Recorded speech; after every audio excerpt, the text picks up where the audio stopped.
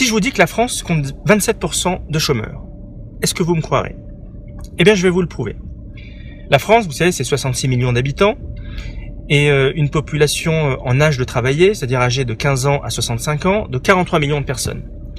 Mais sur ces 43 millions de personnes, vous avez des lycéens, vous avez des étudiants, vous avez des pré-retraites, vous avez des invalides, ce qui fait que la population active réelle de notre pays, c'est 28 millions de personnes.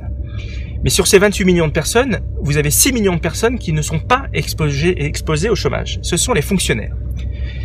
6 millions. Ce qui veut dire que la population active réelle, exposée au chômage dans notre pays, c'est 22 millions de personnes. Et sur ces 22 millions de personnes, vous avez donc 6 millions de personnes qui sont au chômage, ce qui signifie que 27% des Français sont au chômage.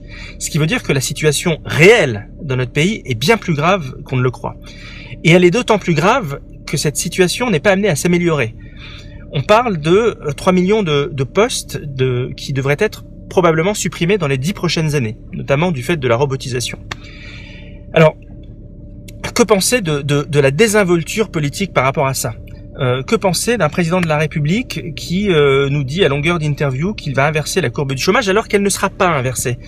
Que penser de cette façon d'aborder le problème du chômage qui a été la nôtre depuis 30 ou 40 ans avec des petites mesurettes dont on sait qu'elles ne fonctionnent pas et qu'elles ne fonctionneront pas?